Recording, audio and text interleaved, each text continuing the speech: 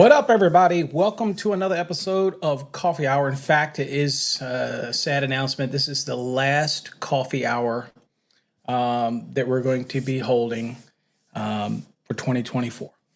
Okay, so welcome to the live stream. My name is Paul Abernathy. I am your host. If you're not familiar with who I am, go check us out over on our website. There's an About Me, a little brief summary. But I've been teaching people the National Electrical Code for well over 38 years. Started in the trade and as vocational school, then progressed from that and owned my own electrical contracting businesses.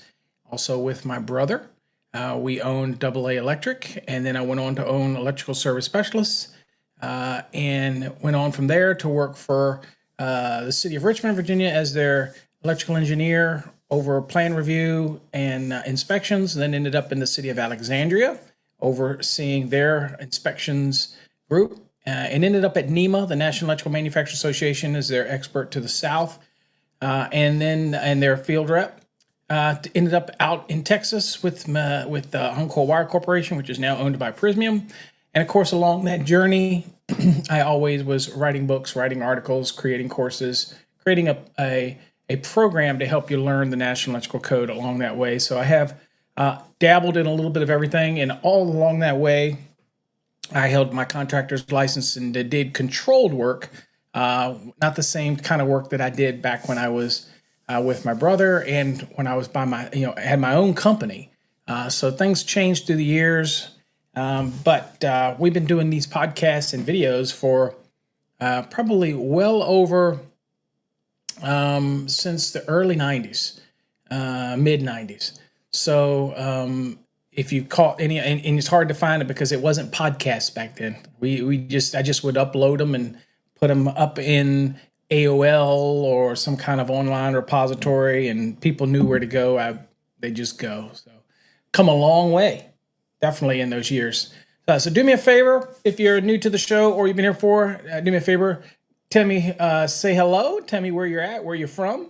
And I'd love to share people that join us from all over the country. So there we go. Alex, good morning. Thanks for joining me over on the YouTube channel. And then we've got Michael Norris. Michael's over on Facebook, joining me on Facebook. Welcome. Thank you. I'm glad you enjoy the content. And we have TJI. Good morning, sir. Good to have you here. Glad to see you. We have Carlos.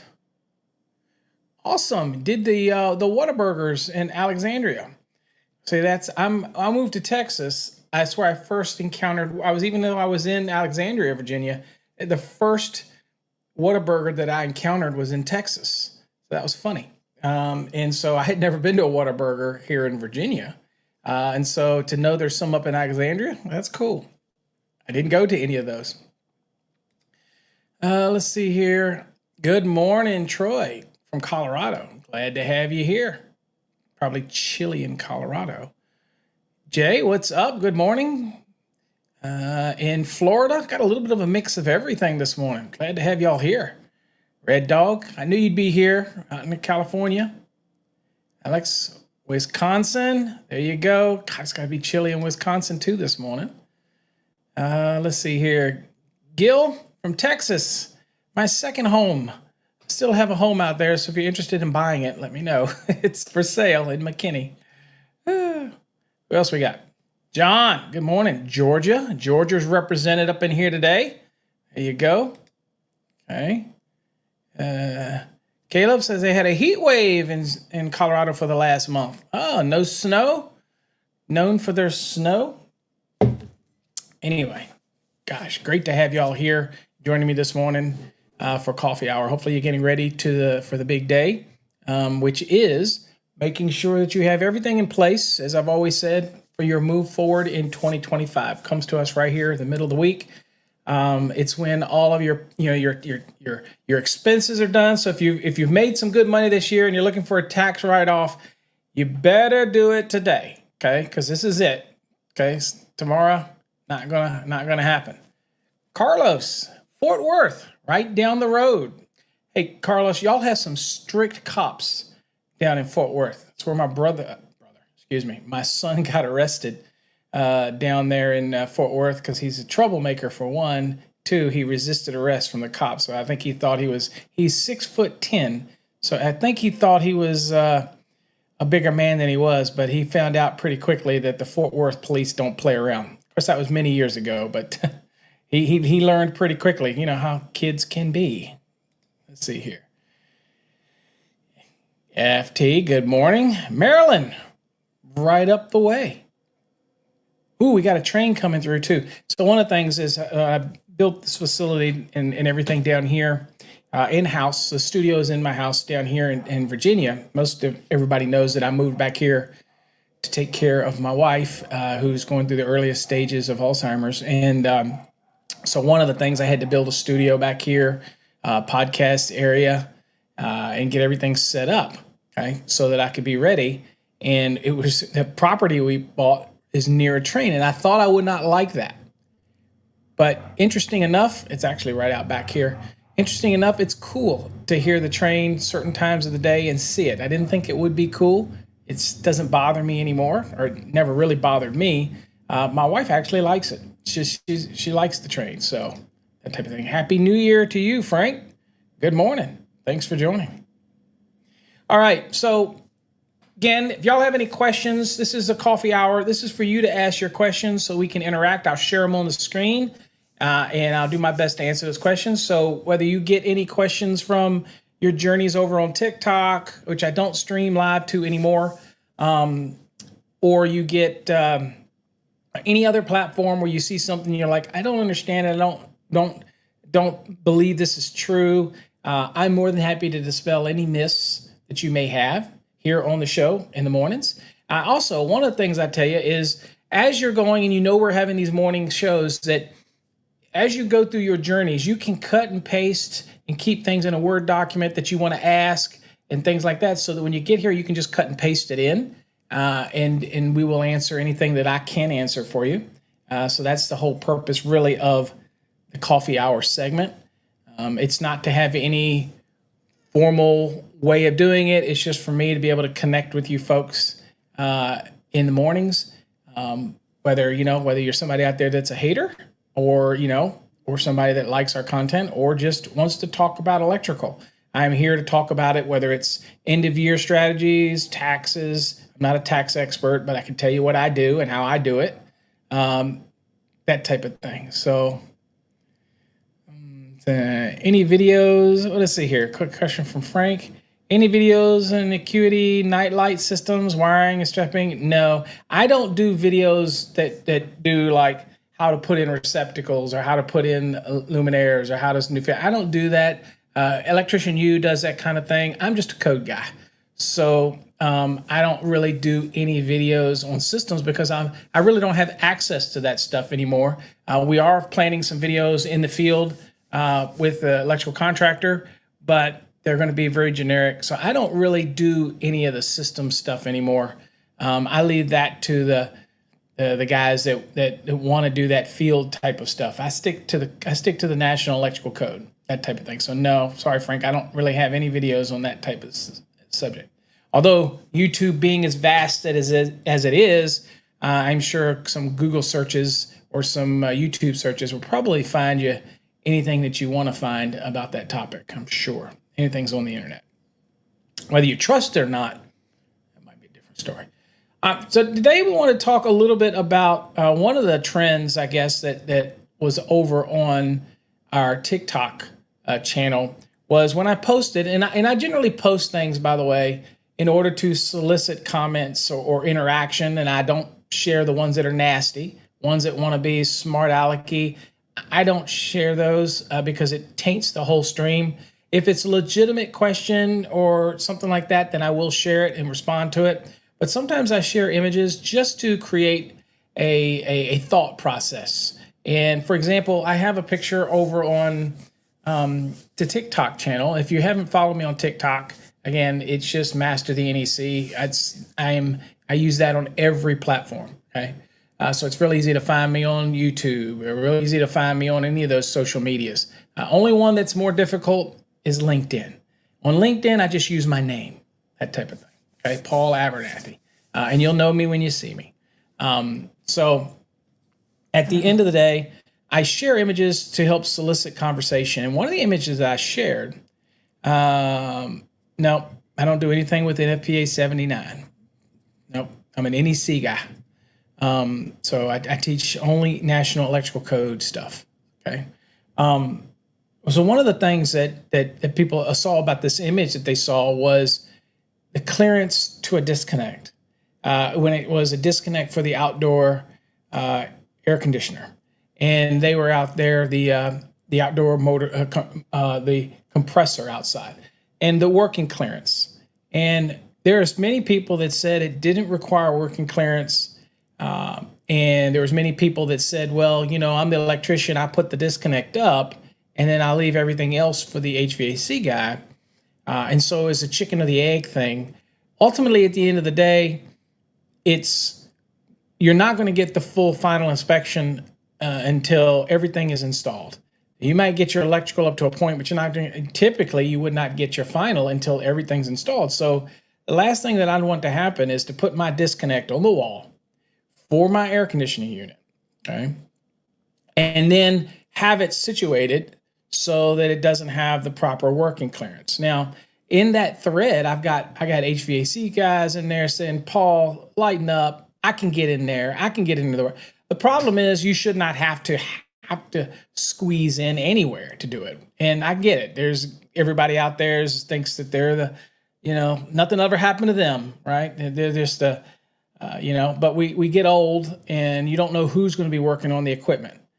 And so one of the things is that you have to be able to get to the disconnect, right? And it has to have, must be readily accessible, and it has to be within sight of the equipment. So I thought today we would kind of talk about that. And of course, we'll look at nameplates and go on and get that out of the way, since we might as well just kill two birds with one stone, as they say, and look at those things and talk about all things heating and air conditioning equipment outside when it comes to electrical. And then we'll back it up with various code references. And of course, along the way, if you do have questions, feel free to ask. Like I said, I'll tell you if I know or not. For Alex asks, do I do anything on NFPA 79? I do not. I don't do anything on anything other than NFPA 70. Very rarely do anything on 70E, which I think we will start doing more episodes of 70E and kind of incorporate them, a little bit of safety in the morning. The thought was that we would get Angry to do some 70E stuff for us this year, but I don't know if that's going to happen or not. So what I want to do is make sure that I will incorporate in some safety topics, but I want to keep them, very relevant to what the daily electrician may do, that type of thing. So, okay. All right. So let's go on and look at some of the heating and air conditioning requirements. And by the way, this is out of our Fast Tracks program. Looks a little different than what you may see if you're in our program that's on our website. I do this to pull it out so it's a little easier for us to see on the screen, and the text comes out a little bit better, and it's easier for me to scroll, that type of thing. So let's kind of look at it. So our topic today, and again, you can ask any question you want in the chat.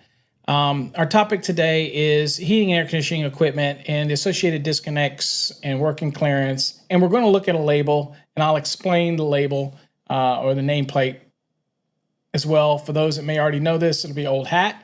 But unless you share with me at paulabernathy.com topics you want for a coffee hour, other than NFPA 79 or Acuity night light systems, which I know nothing about, any other topic that has to do with the National Electrical Code, I'm more than happy to have a show for you. All right, so let's kind of take it by the letters, and we'll see how it pertains to heating and air conditioning. First thing, A, and of course, if we scroll down and look at A is talking about this right here, this outdoor unit.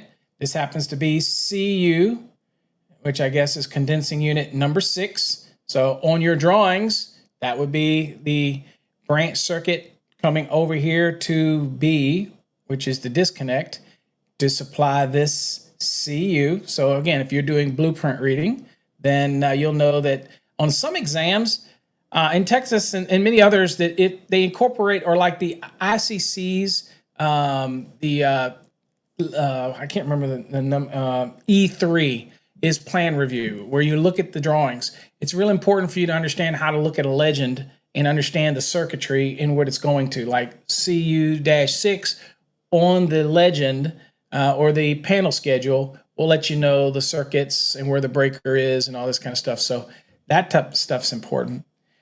Also, I should mind you, if it's other than a dwelling application, just for craps and giggles, then the code does require, 110.22, does require that you actually label, this disconnect to tell the installer where they have to go to get to the panel for this. Where does it originate? Okay, all that requirements. Anyway, that was a whole different episode. All right, so that's what we're talking about in this one right here. We're talking about A first, this outdoor unit right here, first. All right, what does it say? It says for a hermetic refrigerant motor compressor, that's what we have. Still a motor, but it's referred to as a hermetic refrigerant motor compressor.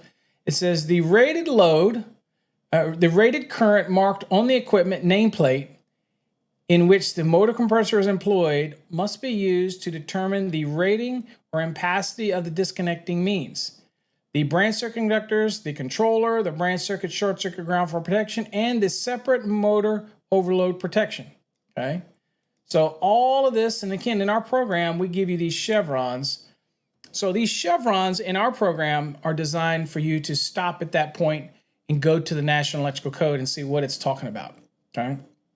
Now, again, it's for that hermetic refrigerant motor compressor. All of this information is actually going to be stamped on the nameplate of the product. So that's all it's just reminding you in 440.6, which we can go there and show you that right here. So here is the hermetic refrigerant motor compressor, and it's basically telling you all that I just said right here. Everything. Now, it does remind you, it says where no rated load current is shown on the equipment nameplate, the rated load current shown on the compressor nameplate shall be used. So all that information typically is going to be on the nameplate, which is like what you would see here. Now, good news for us. As you can see, here's the, I don't know if you can see that right there, but right there, all of this is already figured out for us. In this case, this motor's RLA, which we were just talking about, is 14.1, And then the condensing fan that goes on top of it is 0.7 right here. So it's technically two motors. In this example here, you've got the hermetic refrigerant motor compressor, and then you've got the condensing fan together. And we'll show you how this kind of roughly works out. But one of the things to remember is that the manufacturers are the ones that take care of this with the nameplate. Now, if you're doing an older unit and you get to it and you're like, the nameplate's not unrecognizable, and you're servicing it or something like that, then typically you're going to try to mimic what's being used. The wire size that's there, everything, the overcurrent devices that are protecting it, everything that's there, you're going to be trying to use all that to get you to what you need if you're doing service work. If you're just doing servicing it, you're probably not going to mess with it. If you're installing a new one, then of course you'll have a new nameplate to utilize. All right, let's get back to here. So that's all that is reminding us for that. All right, B. Now B is going to right here. B is going to this weatherproof disconnect right here. All right, so B says the disconnecting means for the air conditioner or refrigerating equipment must be readily accessible and within sight of the equipment. So you electricians are installing this. Oh, and somebody asked me in a previous, I think it was yesterday's coffee hour, is how am I highlighting the link? This isn't linked, by the way, in case somebody was thinking. This is part of our course. Link, you can't highlight, that type of thing. Now, you can highlight it like this. Like if I showed this, I can highlight this by dragging my mouse over it, but you can't highlight link. It is just, it's NFPA's proprietary software online, so you can't highlight it. But for educational purposes, when I drag over it, it makes it look like it's highlighted. But I'm actually highlighting in our program, that type of thing. All right, so, okay, so we want to go look at 440.14. And here's where we're at. And this is the disconnect location for that hermetic refrigerant motor compressor, or the outdoor compressor. That's what we want to locate where this disconnect has to be. Okay.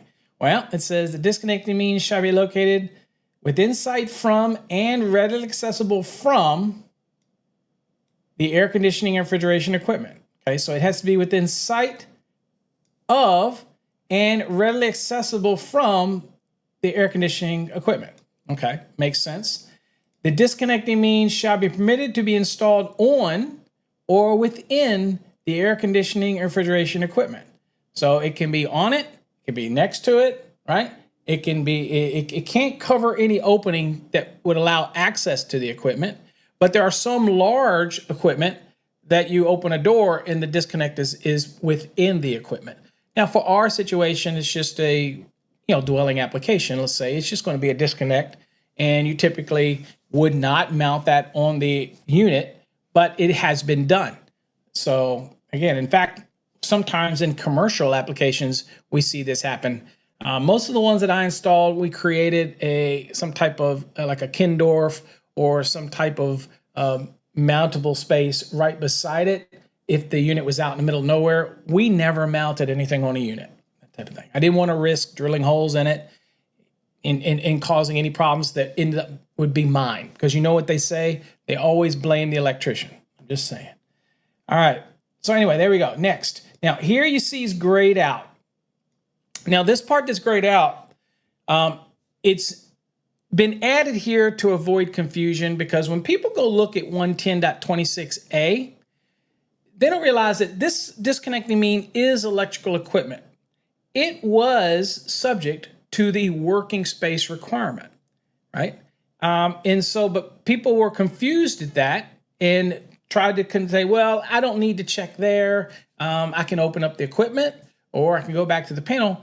But the point is, most service techs that go and do service, whether you agree with it or not, most of them, overwhelmingly, the ones that I know, say that before they're going to open up anything, they want to make sure that they have voltage there. They want to make sure they have the right voltage there. They want to make sure they haven't lost a leg.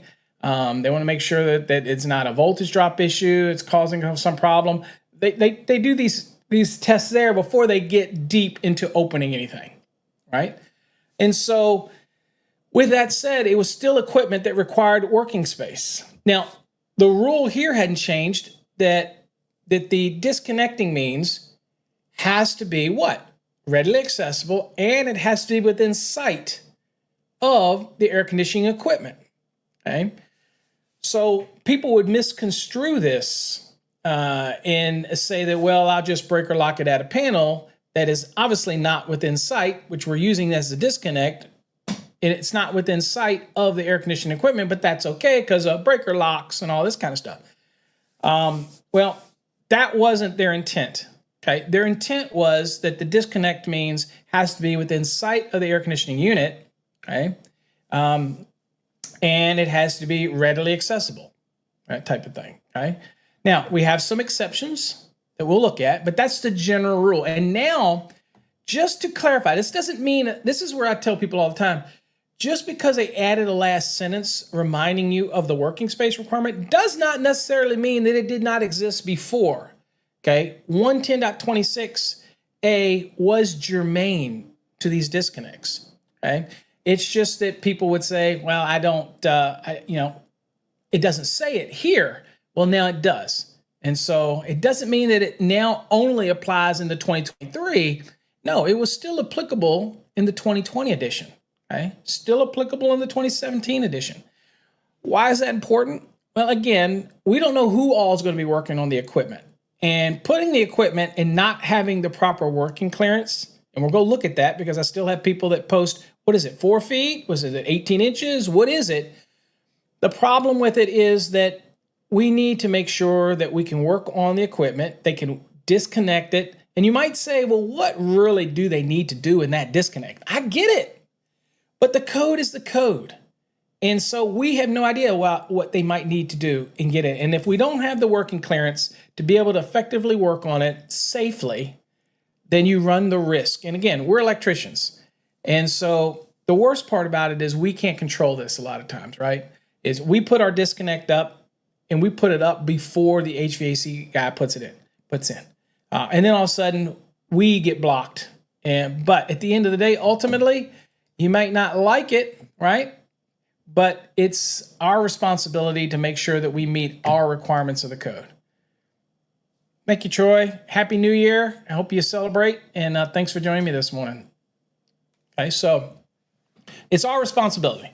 So let's go back really quickly. So here we go. All right, so the disconnecting means shall meet the requirements of 110.26a. So if we click 110.26a, we see working space. All right. Now, here's what it says. Now, this was what it said before this was added, even in the line was added in 440.14. This was still here. It said, working space for for equipment operating at 1,000 volts nominal or less to ground and likely to require examination, adjustment, servicing, or maintenance while energized shall comply with the dimensions of 110.26a1, a2, a3, and a4, or as required or permitted elsewhere in this code. So the one question that everybody will have with this one is that they say, well, why does it require access? Okay, good morning, Manny. Thanks for joining me. Happy New Year to you too. What's up, Charles? Thanks for joining me. Good morning. Happy New Year. All right, so why is it, what examination? Okay, well, what happens is that a lot of times for servicing of the equipment, like I said, they will take the voltage. It doesn't do you any good. Here's the misconception. Now, let me bring it back to me and let's clear this up. So people say, well, I'll write a note on it. I'll put a label on it. I'll put a tag on it. I'll put a phenolic label that doesn't, that's rated for the environment that says, do not service, do not adjust, do not examine, and do not do any maintenance while it is energized.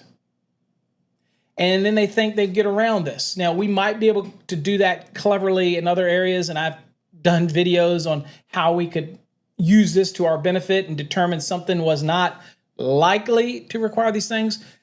The only problem with the HVAC disconnect application and the likely is that it is likely to be the place where they test for voltage. Why?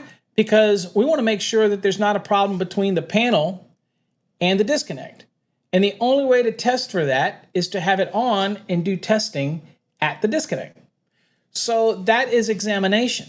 If I'm working on a piece of equipment, the technician may turn it off at the disconnect to work on it, but then he may turn it back on to take some readings down at the actual unit, whether he's checking a capacitor or checking something down at the unit.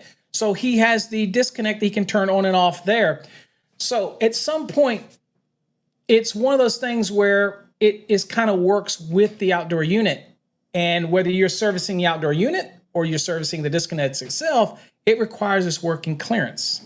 That's important. Okay. So good morning, a noon, or maybe a noon. Good morning. Thanks for joining me. And Jay, welcome from Florida. Thanks for having me. All right. So let's look at these working clearances. The biggest, the most important one that we look at is this one, and that is the main one is this working clearance right here. So we're looking at the depth of this working clearance. If we agree that this does apply to those disconnects because they will be part of servicing of the equipment, they will be part of examining for voltage, technicians will do it all right there, then it is subject to this working clearance. How much working clearance do we need for these? Now, I can tell you in the comments on TikTok and other places, you get all the electricians that post out there and go, I can do it at 18 inches, 12 inches. That's not going to hurt anybody. Paul, you've never done, obviously you're not in the field, Paul, because that is not an excuse for being compliant. I don't care how Superman you want to be. It's not compliant. And I'm here to just call that out. You do what you want to do. I get that all the time. I get tired of hearing people say the crap like, well, you must not be in the field anymore. I did my time. I put in my hours. Okay. As any business, I learned to migrate to what I'm better at. And, I was a great electrician, great running companies. But again, I enjoy teaching. So it was a progression for me. But there is no excuse for installing stuff right. Now, I get it. You're the electrician. Now, the problem with that image, let me explain this real quick for those that are following. The problem with that image on TikTok is the view of it, you don't know whether you have the proper clearance. So people were posting that. Or, I thought it's probably got 3 feet or whatever. That was the whole point of the picture. And rather than having that kind of discussion, sometimes those little comments go off on a tangent somewhere else, and then I won't allow them because it takes us off what we're talking about, okay? But the key was clearance, and I get it. Sometimes it's a chicken and the egg thing. Who came first, the HVAC guy? Well, if the HVAC guy has put his unit there and you still put the disconnect behind it, shame on you. If you put your disconnect there and you're all done, you hadn't whipped it out yet because you don't know exactly where it's going to be, but you see where the refrigerant lines are coming out, and you don't communicate with somebody, the manager of the project, the general contractor, the owner. If you don't communicate and you just stick it out there, there is a chance you may get stuck behind something, right? So in that case, what is the working clearance? Well, the depth of the working clearance in the direction of live parts shall not be less than specified in table 110.26A1 unless the requirements of 110.26A1A, A1B, or A1C are met. So you have some allowances for reduction, okay? But generally you follow the table, okay? Now, the distance shall be measured from exposed live parts or from the enclosure or opening if the live parts are enclosed. So with a disconnect, if you open up the flap, it's from the cover, okay? That's where your measurement will be. All right. So let's look at the distances here. So this is where on a question on exams, on our programs, people routinely get this wrong because they say, well, it's 240 volts. So they think that's what they use. That is not what you use. Okay, it's nominal voltage to ground. So in a 12240 volt disconnect, let's say to, now I'll show you where it's different, although this condition is not going to be any different, whether it's 208 or whatever. But a typical HVAC unit's outdoor unit is going to be a 240 volt unit. So only one of the legs to ground is what you're going to use, and that'd be 120. So you're going to be in this 0 to 150. And that is a 3-foot working clearance, okay? Condition 2 is 3 feet. Condition 3 is 3 feet. So the conditions are located underneath the actual table. And notice something, they say note. Don't confuse note with things like informational notes, because notes are applicable to the table. Means that you have to incorporate them in, whereas informational notes are just really good information. And so it's not required to follow an informational note. It may give you direction, but in this case, this is a legitimate note and it is germane to the actual table. And so the condition 1 is probably what we're going to deal with the most, except you have to remember that if you're outdoors and you have an air conditioning, it is opposite. If it's opposite the disconnect, depending on the voltage, in our case, it's not going to make a difference, but depending on the voltage, that could come into play. But condition 1 is exposed live parts on one side of the working space. That would be the space where the disconnect is you're working on. And no live parts or grounded parts on the other side of the working space. Or exposed live parts on both sides of the working space that are effectively guarded by insulating material, okay? So insulated conductor, everything's insulated. So most of the times we're in a condition 1, right? Now, you could have condition 2. The condition 2 is exposed live parts on one side of the working space and grounded parts on the other side of the working space. Concrete, brick, and tile shall be considered grounded. So you could have a condition too. If you put that disconnect and you have the air conditioning unit right on the other side of it, it is opposite it. And I can promise you that the metal parts of that air conditioning unit, if it's metal, are grounded. Okay. So you could have a condition too. Now, in our case, it doesn't matter. It's 3 feet either way. Okay. For a traditional. Now, where could that make a difference for you? Well, it could make a difference down here if you're doing this on a commercial, and you probably never thought of this. If you're doing a commercial application and you're putting your disconnect for your outdoor air conditioning units, okay, and you put it up and you think 3 feet's all you need because all you do is resi work all the time, and you realize that this maybe is a situation where it's 208 application or something's 208 to ground. Well, if that's the case, I'm just using this as an example. If that happened to be the case, typically it'd be like a 120 208, but I'm just using this for illustrative purposes. If it happened to be 208 to ground, then what you'd be dealing with, or 480 to ground, then you're still at your 3 feet under condition 1. But depending on where you put that disconnect, and I'll also remind you why this is important, because this also applies not just to the outdoor air conditioning unit. Okay, this is electrical equipment, so this could apply to your indoor air handling units and things like that. Equipment disconnects for that and all that. So that could be 480 or 208 or whatnot. And so immediately you think that it's 3 feet when you could have a condition 2, depending on how close things are in this area, where it actually is 3 feet 6 inches that's necessary. Okay.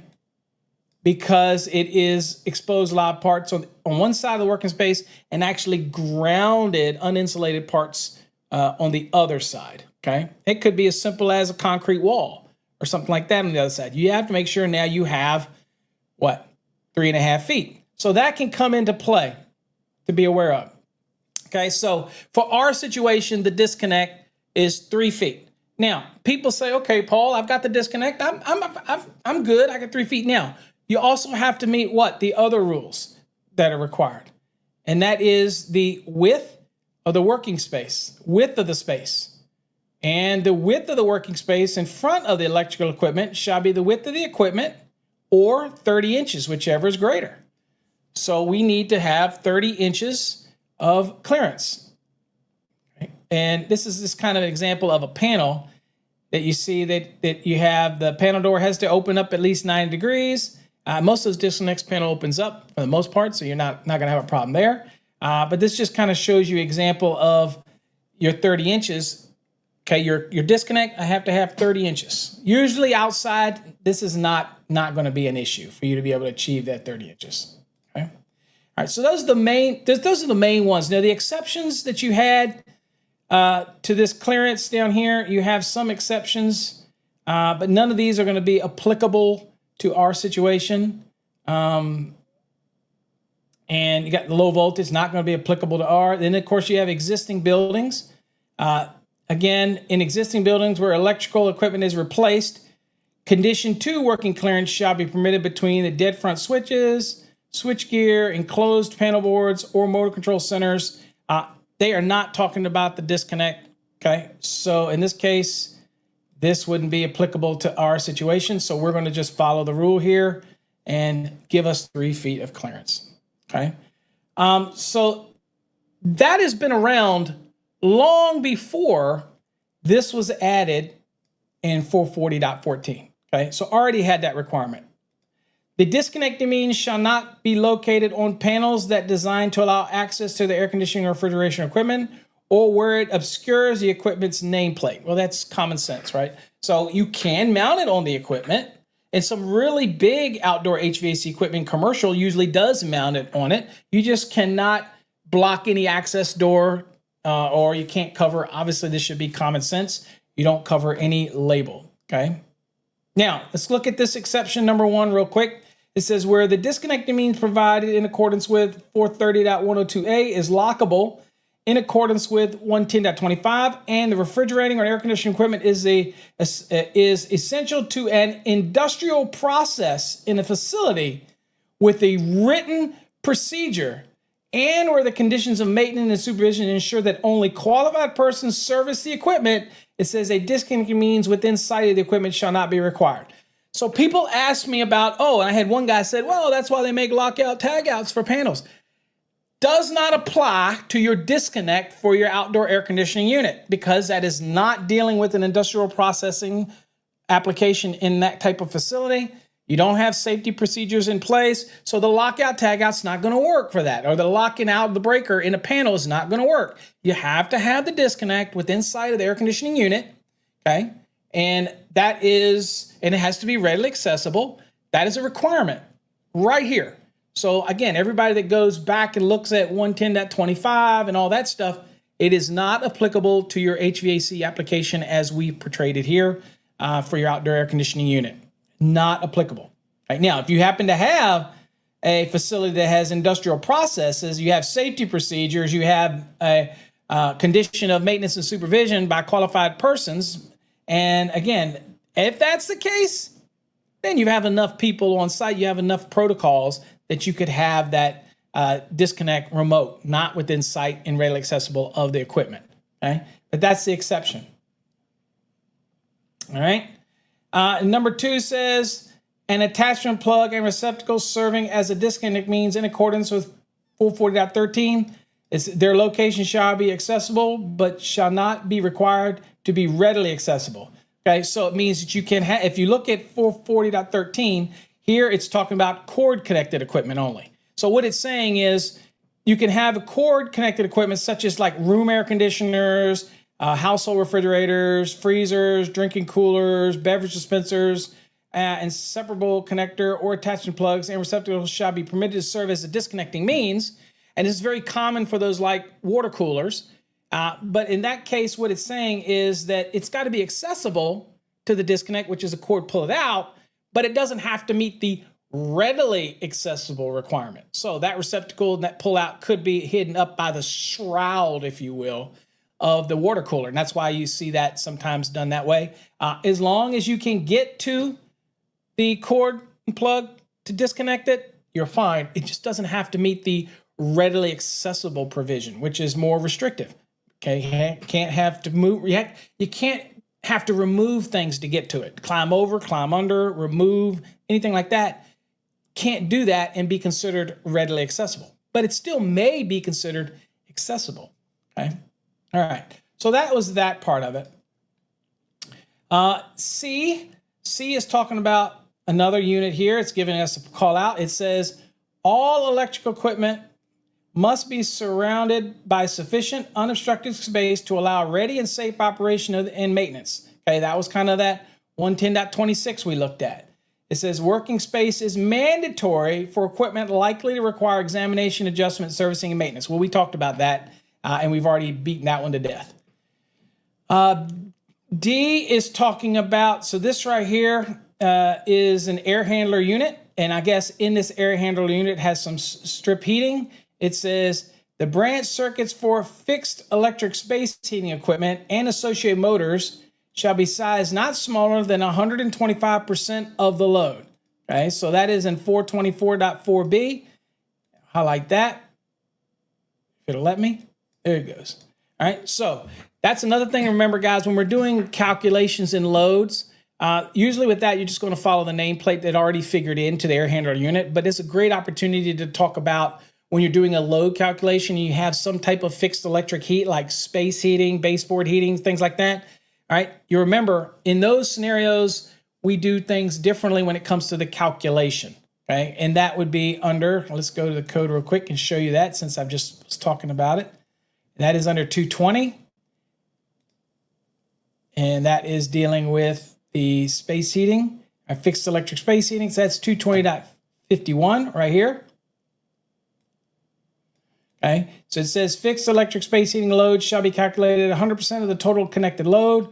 However, in no case shall the feeder service load current rating be less than the rating of the largest branch circuit supplied.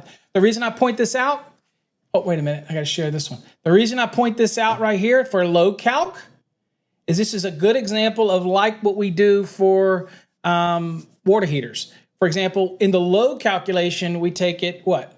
we take it at 100%. But when we're doing branch circuit sizing of conductors and sizing for that, we're doing things at 125%. That's for branch circuits. So remember, things you do for loading the service load or the feeder load can be different than what you do for the branch circuit sizing, which may require taking something at 125%.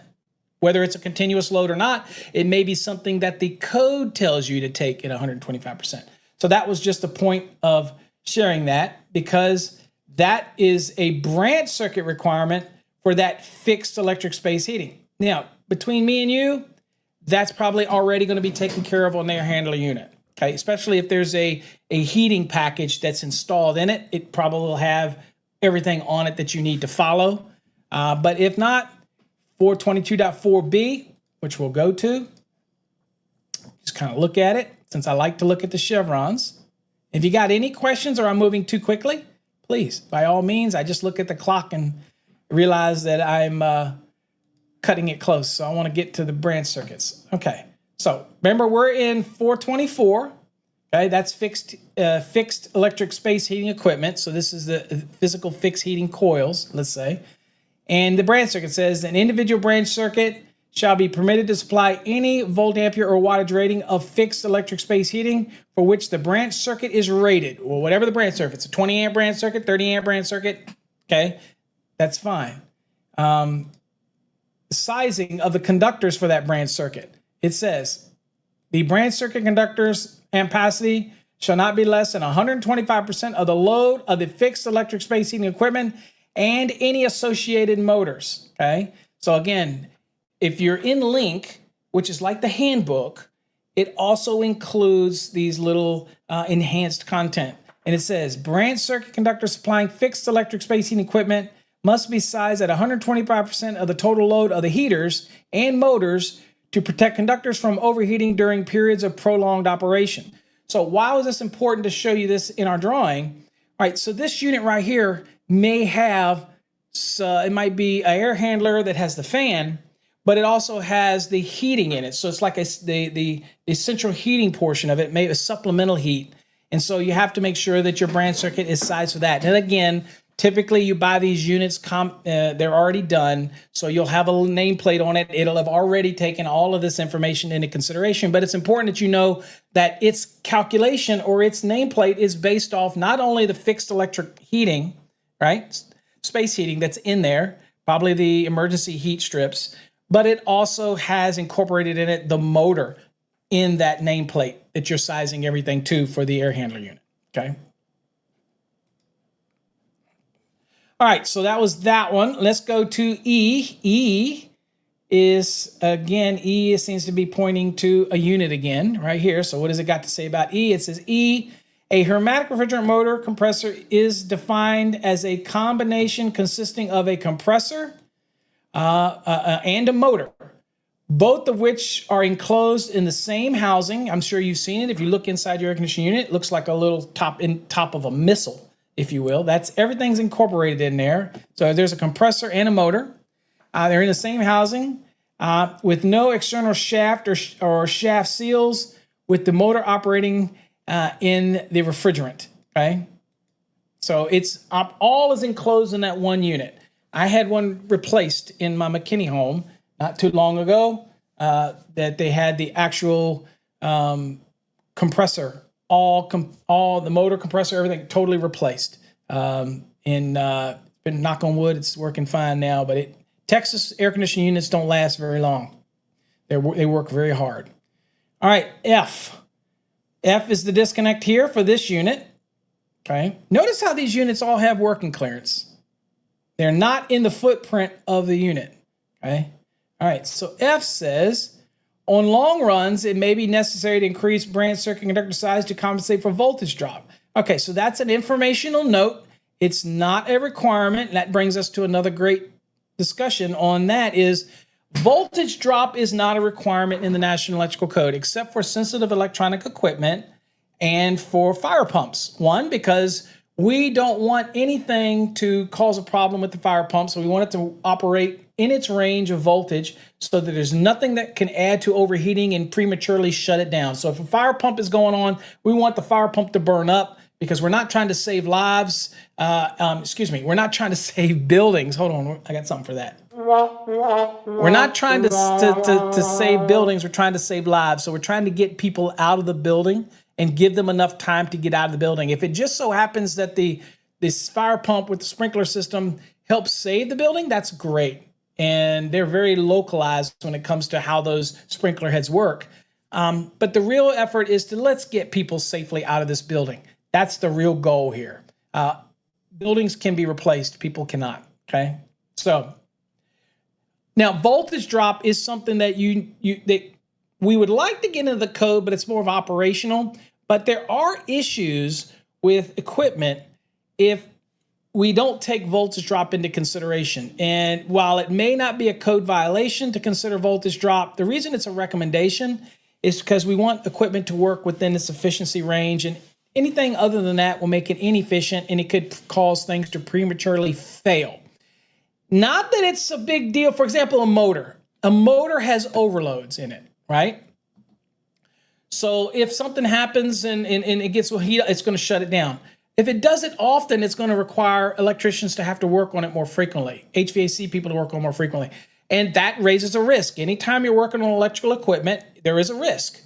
So having to replace something or having an owner that is totally ticked off because a motor keeps burning up or something because the voltage operates long periods of time outside of its range that it's been, reviewed for or listed for or designed for, it could prematurely cause the equipment to fail. And so that's one of those things that we want to take into consideration. So from me, an electrician, I don't want to have to come back. I don't want to have to service this shit. Once I install it, I want to go on to the next job. Now, some people say, I like coming back. Not if I have to replace stuff more than once because of something overheating or something. Then I start to have somebody that walks in and goes, the voltage here is so low. And I'm like, I don't want to deal with that. So I always tell people to incorporate voltage drop, even though it's not a code requirement, it's a good practice in order to save you some headaches down the road. Okay. So voltage drop, something to consider depending on how long these runs are. I can tell you right now, the case that I had in Oklahoma on those AFCI devices, I am firmly believing, you might have heard me talk about this yesterday.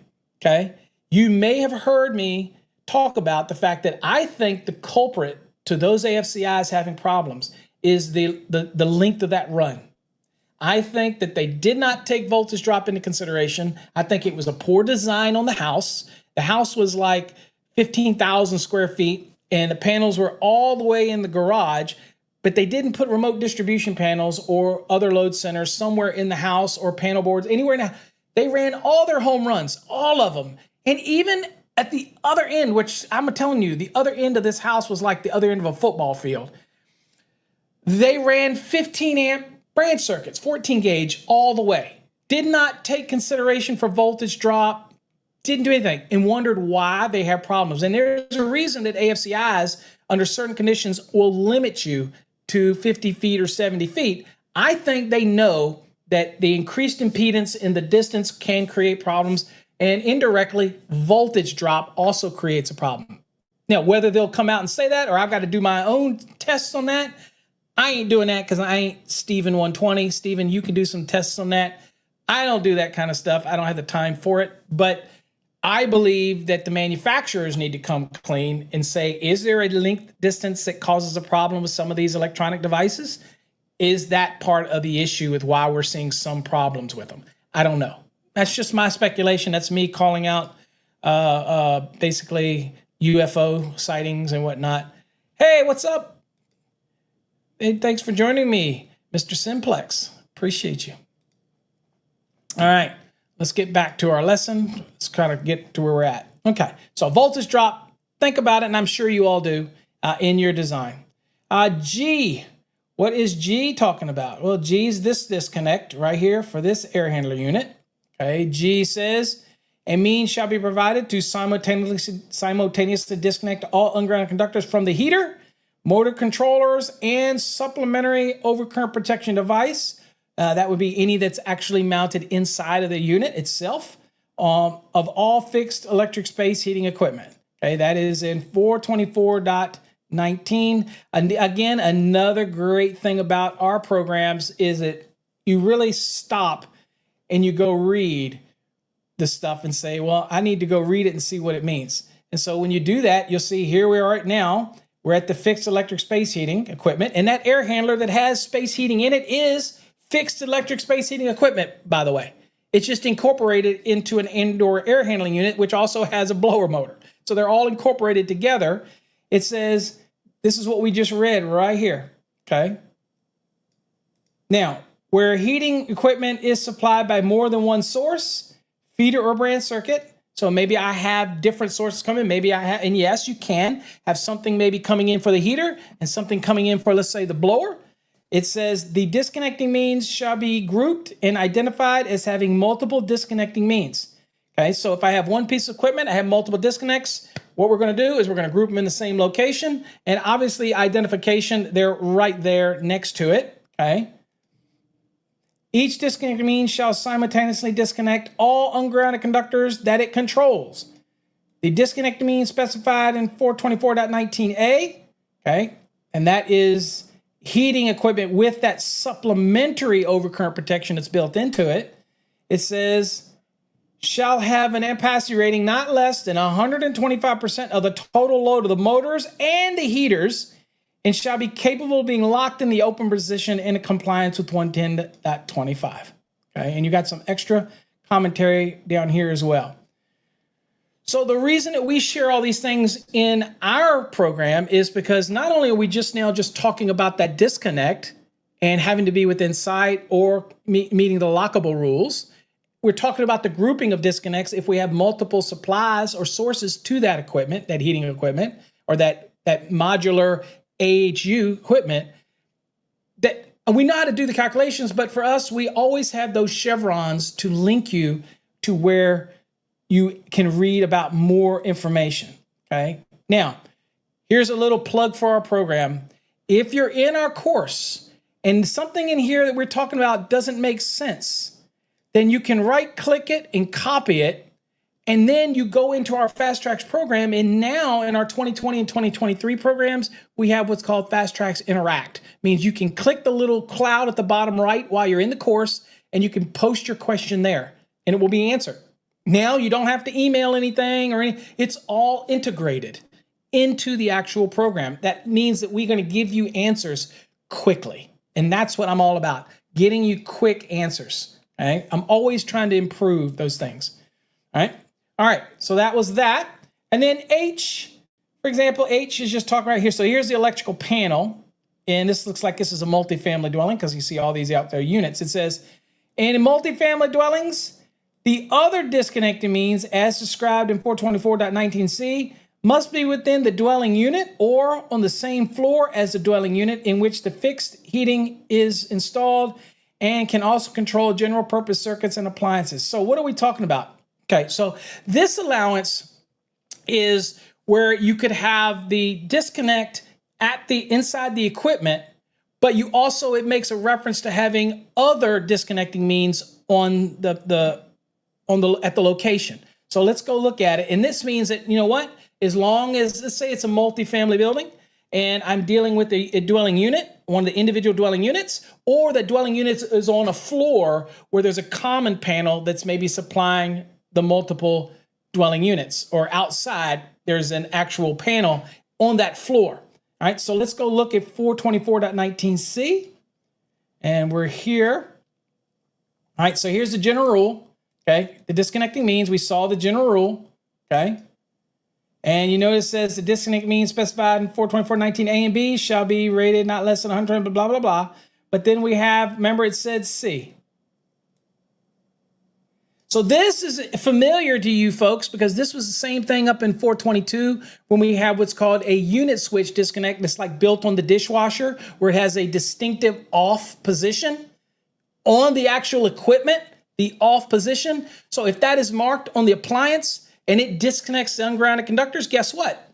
That works as a disconnect. Well, here, since we're talking about what? The topic is for fixed electric space heating, that you might have a unit switch on the equipment is what it's saying. And it says a unit switch with a marked off position that is part of the fixed heating and it disconnects all ungrounded conductors shall be permitted, so this is a permissive rule, as the disconnect means required by this article, and this article was this one here, okay?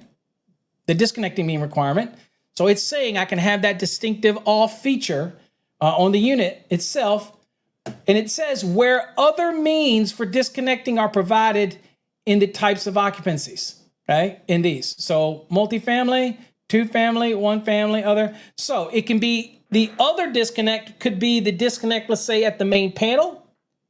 That could be the other. Or it could be, for example, in a multifamily.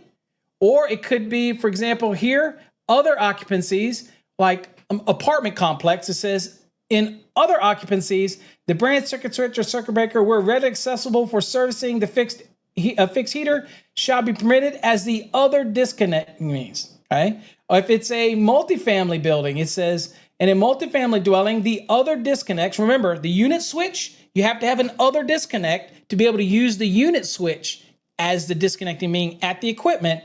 It says that's okay if the other disconnecting means shall be within the dwelling unit. So it's either in the dwelling unit, could be back at the main panel. So that means if you have the air conditioning, the fixed heating, okay, and you have the unit switch on it that says off for the heating, right? But you also have a breaker in the panel that's feeding it, and it's in that dwelling unit, that is the other. So that means the off position on the equipment is acceptable as to meet the disconnecting rule, okay? Or on the same floor as the dwelling unit in which the fixed heating is installed. That means if it's on a same floor of a multi-story building, but you have your dwelling unit, but let's say the disconnect is your panel is out in the hall for whatever reason, okay? Then, or in another location where you have it. If it's on the same floor, then it's okay. It's perfectly fine. And that shall also be permitted to control general purpose. And that means that it could be in a panel somewhere else that has other circuit breakers in there as well. That'd be okay. All right. So at any rate, you could have where the unit switch is used as the disconnecting means for that fixed electric space heating equipment, if it does have an off position on it. Okay. And you just have to have another disconnect somewhere else in the same dwelling unit or on the same floor. Okay. All right. So lastly, I want to look at these nameplates really quickly. So this is what you would see traditionally on a normal outdoor air conditioning unit. Okay, just a normal trend. Okay, let's see here. Adam, thanks for joining me, Adam. You are most welcome. Thank you for sitting in and joining. And we go again, Mr. Simplex. I don't know if I mentioned it. Birmingham, Alabama. Okay, all right. So this is a typical nameplate that you guys see, and everybody questions this. Home inspectors question this all the time. I can ignore all of this stuff, the blue. Basically, I come right here on this nameplate, and this is for the outdoor unit, not the indoor unit, the outdoor unit. The indoor unit will have its own nameplate and everything. The indoor unit, everything's already been figured in here. So it says minimum circuit ampacity, 18 amps. The manufacturer's already done this, okay? And the maximum overcurrent protection, which in this case could be a fuse or a circuit breaker, is 30. So I have an 18 minimum circuit ampacity. That would be 18.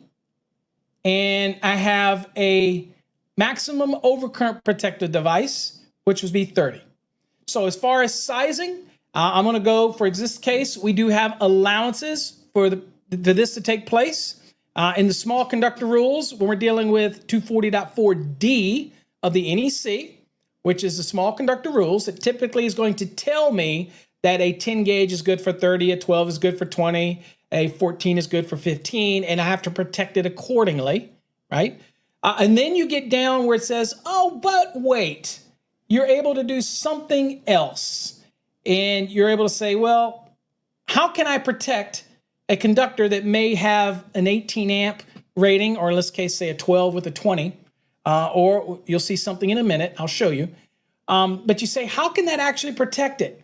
Well, that's because we have an allowance in 240.4 for protection. All right, so I'm going to take you there real quick. And what we're going to be looking for is 240.4. And here's your small conductor rules, by the way. So here's where you see a 14 gauge. Well, we don't want to look at that one. A 14 gauge copper is 15 amps. A 12 gauge copper is 20 amps. These are general small conductor rules. A 10 gauge copper is 30 amps.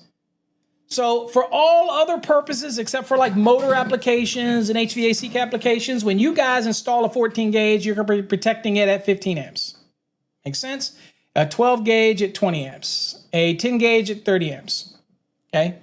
Now, one thing that we want to be aware of is when we look at that, and we have to remember, and I will show you here first, right here, small conductors. It says, unless specifically permitted in 240.4 E or G. Okay, so the general rule is you protect the conductor at its ampacity. The small conductor rules apply. A 14 gauge is 15 amp, 12 gauge is 20, and a 10 is 30. Small conductor rule, right? Makes sense. However, it says unless specifically permitted in 240.4 E or G. Okay, all right. So now here it says the overcurrent protection shall not exceed the required by 240.4 D1 through D8. That is those small conductor rules. But specifically permitted. So we're going to go down and look specifically at G. Because you do have the tap conductors. People ask me about this all the time. So you do have tap conductor rules here that allow you to potentially have a larger overcurrent than what the conductor's ampacities are rated for under these conditions. Right? Here they are right here. Okay, you ever want to jump start on where they are for the branch circuit stuff, everything, all right here. What we're looking at is right here, G. This is specific conductor applications. And you can see that we're familiar with doing this with motors and HVAC applications, but I think you can see that it also is applicable in many other places as well. Okay, so typically we follow the motor operated appliance stuff right here. 422. We follow the HVAC applications right here, which we're talking about today. That's at 440, part 3, part 4, and part 6. All of those, what it's saying is look, you can ignore that small conductor rule. These are specific applications. These take precedent over the small conductor rules for these areas only. And that would be, for example, air conditioning, refrigeration equipment, circuit conductors. This is where it's the nameplates are derived. This is where the manufacturers take these things into consideration and say, you know what? I will let you have a certain size conductor, and I will let you put a larger overcurrent protective device to protect it. Why? Because typically the conductor is going to be sized to handle the running current. And the initial startup or surge current that takes place is only for a brief moment while it starts, and then it comes back down. So we're allowing you to get over that hump by increasing the size of the overcurrent device, knowing that it's going to drop back down. The current's going to come down to running current, and it's not going to be a problem with the equipment. And the conductor's still going to be protected because typically the overcurrent protected device is rated up to 6 times the rating of the circuit ampacity. Okay, so a 20 amp, to trip it, you would see fault currents at 6 times that.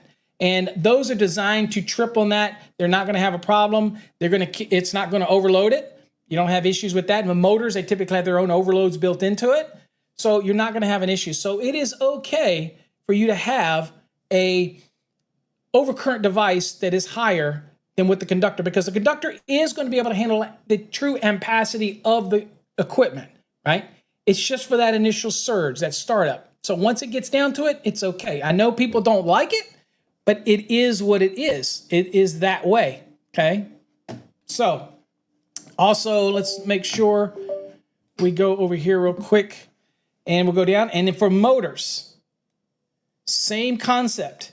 Part 2, 3, 4, 5, 6, and 7 all are going to tell you that it's okay in certain areas for the protection to be higher than the conductor's ampacity rating. And that makes it okay. So this deviates from the standard that we see in the small conductor protection rules, okay? Deviates from that. So if we go back to our nameplate real quick, it says, all right, so we have 18 amps. This is what we would read the minimum circuit ampacity, and we're going to size that.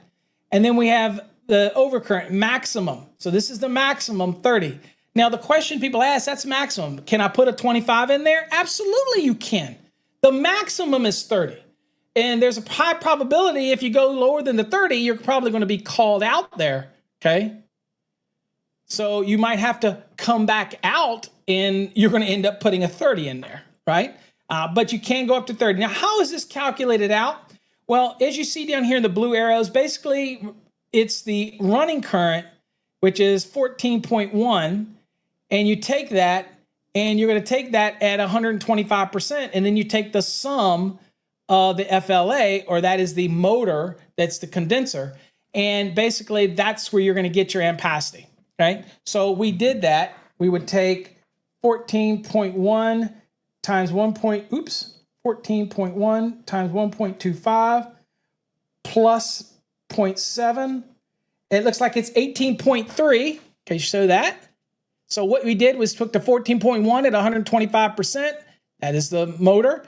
And we took the other load at 100%, which is the condensing fan, the little fan on the top, okay?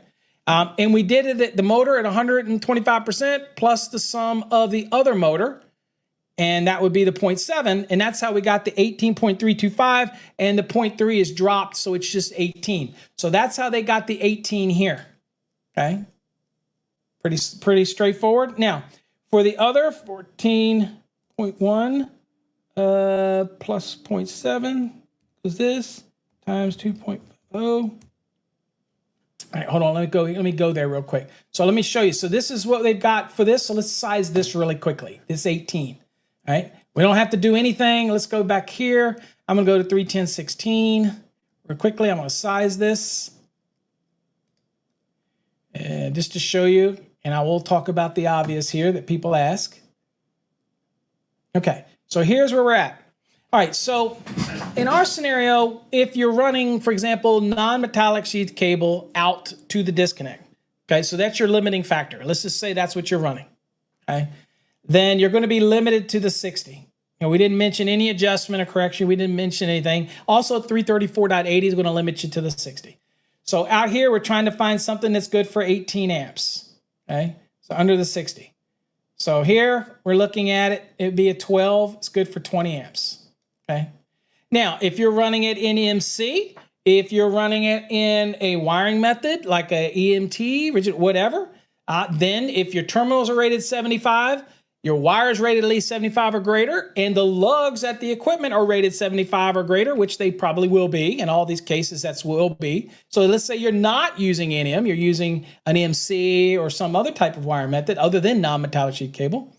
Then you might come down here and see, okay, well, then I can go under the 75-degree column. And in that case, I could have a 14 gauge. And you see this little asterisk right here? That's just to remind you of those small conductor rules. But me and you know that those small conductor rules are not applicable when we're dealing with HVAC and motor applications. Anything that was in 240.4G, we can look away from the small conductor rules and can say, hey, I get it. I understand how it's still going to be protected. All right, so some people cringe when they look at this and they think, you're telling me that if I'm running raceways and I'm running an EMT to the disconnect, and from the disconnect down, I'm running flex, and and I'm doing all the liquid tight, flexible, non-metallic conduit or whatnot, and I'm pulling my own conductors. You telling me I can run 14 gauge THWN-2, which by the way, THHN is dual rated.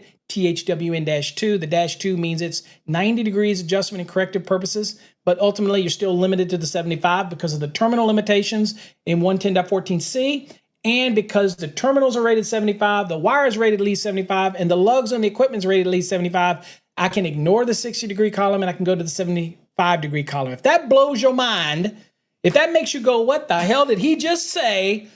Then I encourage you to go to Fast Tracks Tube and watch our D-Rating Demystified video. You got to be a subscriber, but it is well worth the education. And I will explain all of the adjustment and correctives and stuff like that. Okay.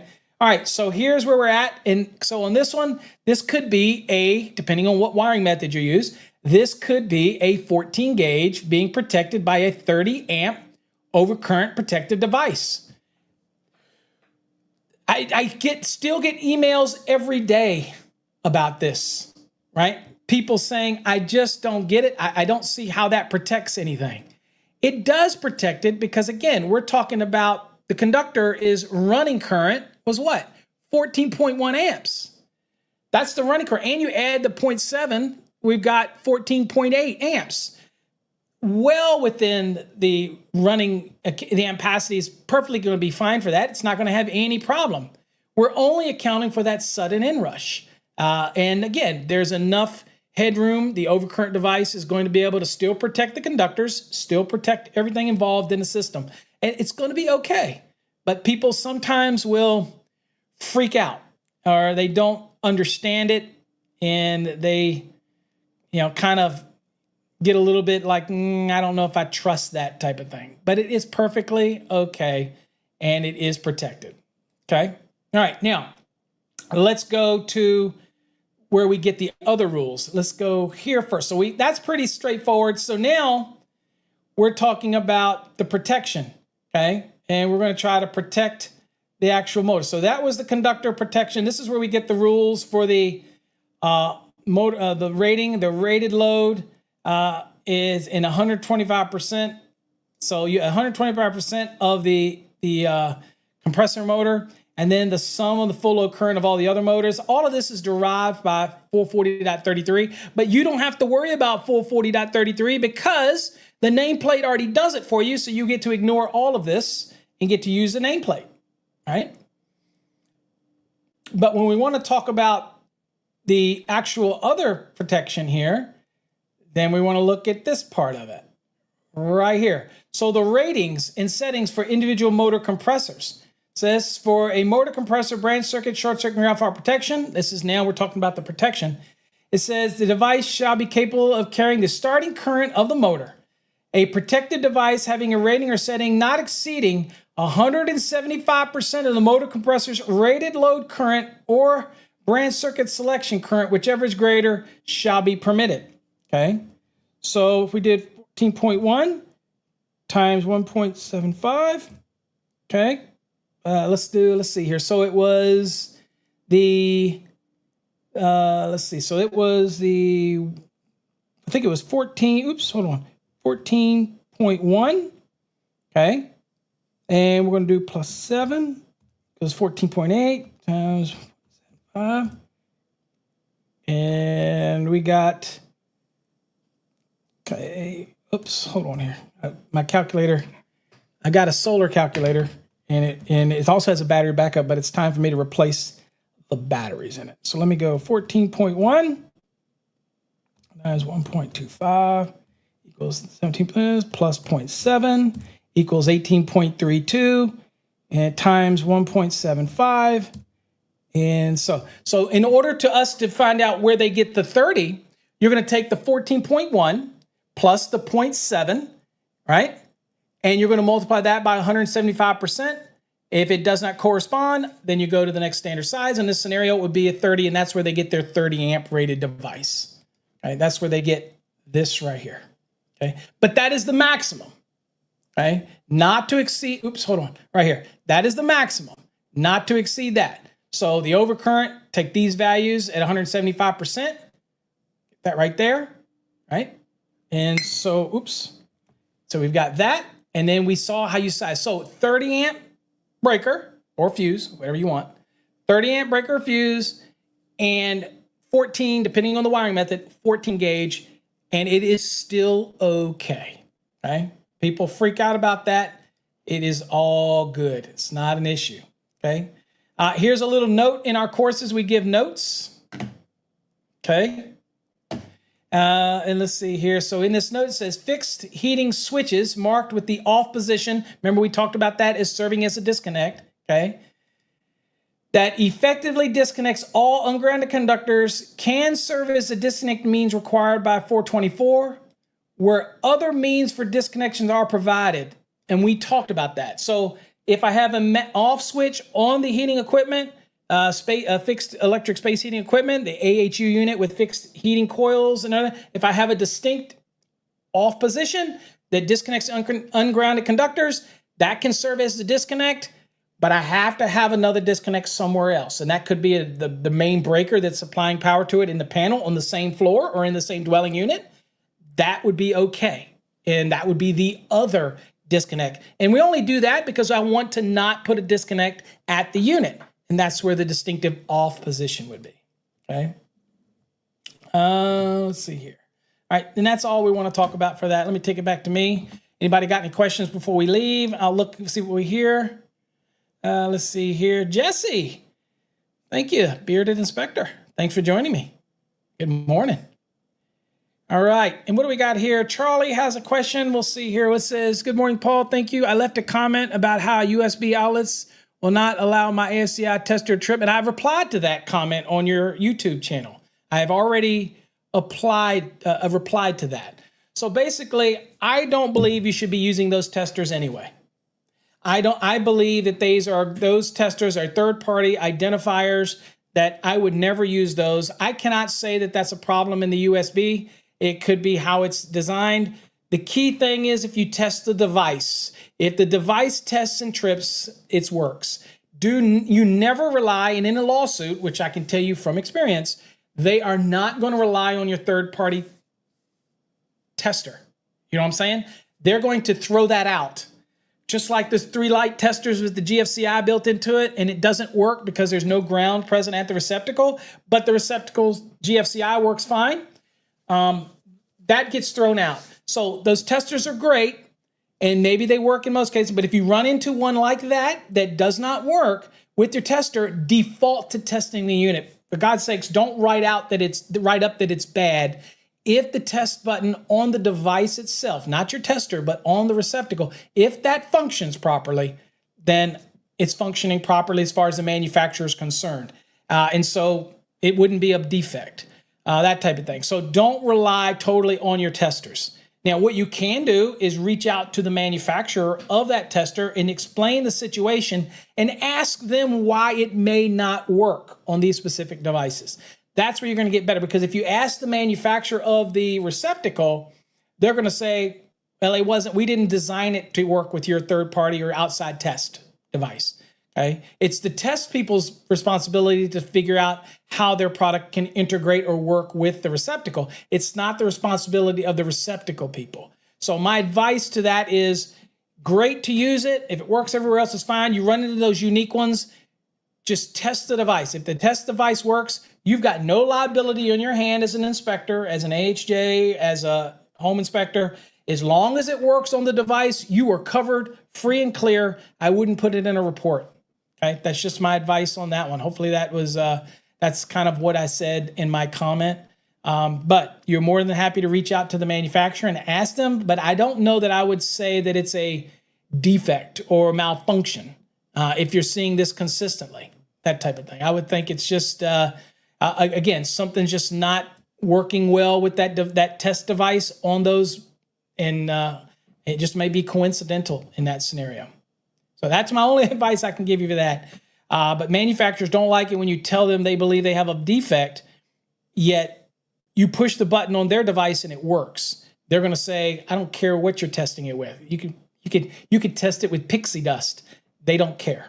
I'm just telling you from manufacturer's experience, okay? And working with NEMA, that type of thing. So yeah, they tend to not agree too much with those third-party testing devices too much, okay? All right, anyway, guys, as normal, that's an awful lot of information in early in the morning coffee. I didn't even finish my coffee. And again, if there's anything that I talked about that you don't understand, these lessons, these morning coffee hours are not designed to replace you reading the code, you looking things up. What's good about it is it gets our juices flowing in the morning, gets us to have a conversation. You remember, it's an open forum. You can ask what you want. And tips, tricks, advice, issues you run into in the field. I'll give you my insight on it if I can. Those type of things. But that's what the coffee hour is designed. It's not designed to be exam prep. It's not designed to teach you. It's designed to cover a topic. And I can't cover everything in the topic. So I'm kind of picking what I cover. And I'm all over the place because I have a classic case of ADD. I've always had it. So when I'm doing these coffee hours and I don't have a specific topic, I just pick something. And I picked this one 5 minutes before we started. If you have a topic that you want me to go deep in on, or you want me to explain, or some area of the code, make sure you go to paulabernathy.com and submit something. That way I can build some kind of a lesson to be able to offer in these coffee hours. It's all for you, folks. I just come down because I've got to come to work every morning. I'm down here and I want to be able to offer, some training to you, some education, some insight. You make it what you want to make it every morning by simply sending me topics at paulabernathy.com, and I'm more than happy to elaborate on any of them that I can and be able to share some insight. Until then, hey, Happy New Year to everybody. Hopefully you all celebrate. Drink responsibly.